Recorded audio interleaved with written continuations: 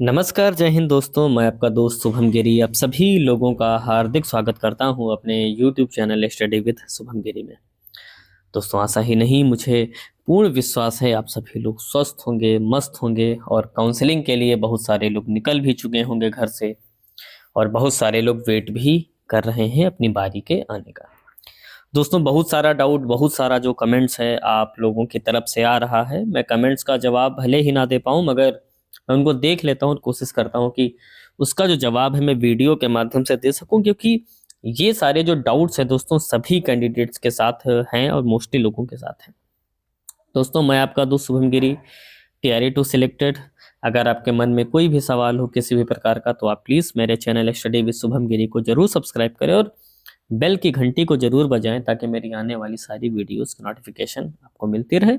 और हमारा Telegram channel भी आप ज्वाइन कर सकते हैं जहां आपको सारी इन्फॉर्मेशन मिलती रहेगी, जिसका लिंक आपको डिस्क्रिप्शन बॉक्स में मिल जाएगा। तो दोस्तों, आज हम बात करने वाले हैं 3 जो सबसे बड़े सवाल आ रहे हैं आप लोगों की तरफ से। पहला कि जो केएम प्रॉब्लम आ रहा है, तो केएम प्रॉब्लम जिनके साथ है डॉक्यूमेंट्स में केएम लगा हुआ है, कहीं लगा है कहीं नहीं लगा है, तो इसको लेकर के भी हम दोस्तों आपको सोल्यूशन बताएंगे और ये भी बताएंगे कि आपको क्या काम करना है।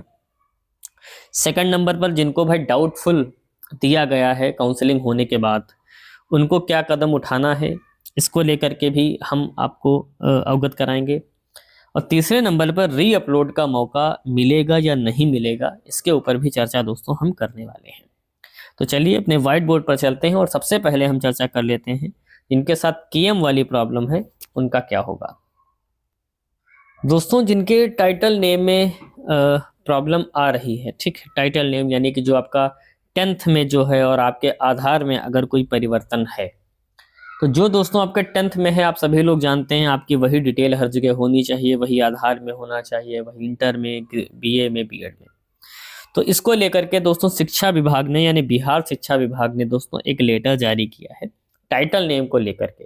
तो चलिए क्या उन्होंने सूचना निकाली है इसको आप पढ़ लीजिए कि किसी अनुशंसित अभ्यर्थी के आधार में अंकित नाम के टाइटल में परिवर्तन होने के कारण आधार सत्यापन नहीं होने की स्थिति में शिक्षक अभ्यर्थी द्वारा न्यायिक दंडाधिकारी यानी फर्स्ट क्लास मजिस्ट्रेट के माध्यम से प्राप्त किया गया शपथ पत्र प्रस्तुत करने पर आधार सत्यापन किया जाएगा। यानी कि दोस्तों अगर आपके आधार वाले डॉक्यूमेंट्स में कोई दिक्कत है, ठीक है, तो उसके लिए दोस्तों आपको फर्स्ट क्लास मजिस्ट्रेट के माध्यम से आपको दोस्तों शपथ पत्र प्रस्तुत करना होगा और उस पर सिग्नेचर मोहर आपका फर्स्ट क्लास का होना चाहिए, तभी दोस्तों उसको मान्य किया जाएगा, अन्यथा मान्य नहीं किया जाएगा। ये शिक्षा विभाग ने दोस्तों नोटिस के माध्यम से क्लियर कर दिया है। अब दूसरे बिंदु पर आ जाते हैं कि मैट्रिक प्रमाण पत्र यानी 10th एवं अन्य दस्तावेज में अभ्यर्थी नाम एवं टाइटल को सही मानते हुए सत्यापन के लिए नोटरी का शपथ पत्र मान्य होगा। यानी कि अगर आधार में दोस्तों दिक्कत है तो आपका फर्स्ट क्लास मजिस्ट्रेट से बना होना चाहिए, लेकिन आपका 10th में या 12 में या ग्रेजुएशन में कोई दिक्कत है तो दोस्तों आपका जो नोटरी वाला जो सत्यापन पत्र है दोस्तों वो आपका मान्य कर लिया जाएगा। तो इसको आप दोस्तों ऐसे समझ सकते हैं। दोस्तों, पिछले साल तो केएम को लेकर के ज़्यादा जो परेशानी थी वो नहीं आई थी जितनी परेशानी इस बार आ रही है। कारण भी है, इस बार दोस्तों जो भी आपकी काउंसलिंग हो रही है ना, ये बहुत तगड़े से हो रही है। एक एक चीज़ को बड़ा ही ध्यान से देखा जा रहा है, एक एक चीज़ को दोस्तों बहुत ही ध्यान से देखा जा रहा है, वेरीफाई किया जा रहा है, ठीक है। तो यहाँ पर 2 बातें निकल करके आती हैं। अगर आपके आधार के टाइटल नेम में कोई दिक्कत है तो आपको ऐसी नोटरी फर्स्ट क्लास मजिस्ट्रेट से बनवानी होगी, यानी शपथ पत्र बनवाना होगा। और अगर आपके 10th में, 12 में, बीए में यानी जो भी आपका ग्रेजुएशन है, बीएड है, डीएलएड है, उसमें अगर दोस्तों किसी प्रकार की कोई परेशानी आ रही है तो दोस्तों उसके लिए आपका जो नोटरी वाला जो शपथ पत्र होता है वो बन जाएगा, वहां पर मजिस्ट्रेट की आवश्यकता नहीं है, ऐसा शिक्षा विभाग ने कहा है दोस्तों। लेकिन एक चीज मैं बता दूं, हर जिला अपनी अलग अलग खिचड़ी पका रहा है दोस्तों, हर जिला अपनी अलग अलग खिचड़ी पका रहा है, अलग अलग नियम के अनुसार वो काउंसलिंग करा रहा है। तो ये काफी हद तक डिपेंड करता है कि आप किस जिले में दोस्तों जा रहे हो, वहाँ किस प्रकार से दोस्तों जो काउंसलिंग है वो की जा रही है। ठीक है, अब दोस्तों हम बात कर लेते हैं दूसरे नंबर पर, जो हमने जिन लोगों को भाई डाउटफुल में डाला गया है उन लोगों के साथ क्या होगा। तो चलिए पहले मैं आप दिखा देता हूं कि डाउटफुल में कैसे क्या वो कर रहा है। दोस्तों देखिए, जिन भाई बहनों का सब कुछ ओके है तो आप देख सकते हैं found correct, found correct, found correct, found correct, found correct लिखा हुआ है। जिनके डॉक्यूमेंट्स में कहीं कोई दिक्कत नहीं आ रही है। अब मैं सेकंड नंबर पर आपको दोस्तों दिखाता हूं जिनके में दिक्कत है। ये दोस्तों आपको दिख रहा होगा, ठीक है। इन भाई को 3 डॉक्यूमेंट्स में दोस्तों डाउटफुल मिला है। पहला, matric certificate marksheet for DOB को लेकर के मार्कशीट नॉट अपलोडेड, इन्होंने मार्कशीट अपलोड नहीं की थी, इनको डाउटफुल में डाला गया है। इंटरमीडिएट यानी +2 इक्विवेलेंट या कोई और क्वालिफिकेशन है तो यहाँ भी इन्होंने मार्कशीट जो थी वो दोस्तों इन्होंने अपलोड नहीं की थी। और 2 year diploma in elementary education, यहाँ भी डाउटफुल है क्योंकि इन्होंने मार्कशीट नॉट अपलोडेड की थी, यानी कि मार्कशीट अपलोड करनी थी ऐसा ये बोल रहे हैं। तो यहाँ पर आप देखेंगे इन तीनों में इनको डाउटफुल दिया गया है। अब सवाल ये बनता है कि जिन लोगों को दोस्तों डाउटफुल दिया, अब सवाल ये बनता है कि दोस्तों ये जो डाउटफुल दिया जा रहा है इनका क्या होगा और कैसे सही होगा। ऐसा तो नहीं कि इनको काउंसलिंग से बाहर कर दिया जाएगा, ऐसा लोग मन में सोच रहे हैं, मगर दोस्तों आपको इतना सोचने की ज़रूरत नहीं है।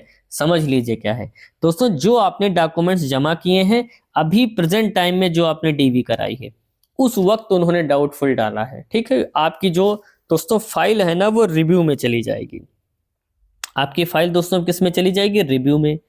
अब आप सोच रहे होंगे रिव्यू क्या होता है। दोस्तों रिव्यू का मतलब होता ये है कि जिन भाई बहनों का डाउटफुल में डाला जाता है ना, उनके जो डॉक्यूमेंट्स होते हैं, जिन डॉक्यूमेंट्स को मतलब डाउटफुल है, जैसे कि अभी मैंने 3 आपको दिखाए, तो ये दोस्तों रीचेक होंगे। ये क्या होंगे? ये आपके जो डॉक्यूमेंट्स हैं वो रीचेक होंगे। और रीचेकिंग में वो देखेंगे कि आपके डॉक्यूमेंट्स में क्या कोई डाउट है। अगर किसी प्रकार का कोई डाउट है या फर्जी डॉक्यूमेंट्स होते हैं तो दोस्तों उसका जो डॉक्यूमेंट वेरिफिकेशन है उसे निरस्त किया जाएगा।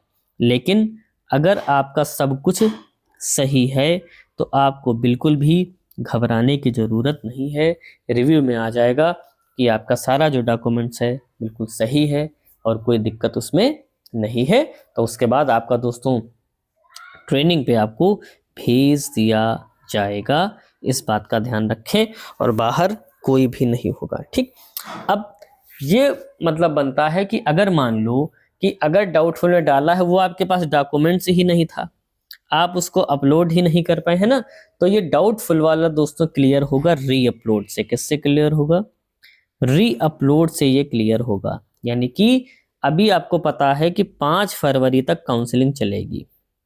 ठीक है, 5 फरवरी तक सभी की काउंसलिंग चल रही है और ऐसी हमारे रजनीश सर के माध्यम से भी हमको अपडेट मिल चुकी है और पहले से भी अपडेट है कि आपको दोस्तों री अपलोडिंग का मौका मिलेगा।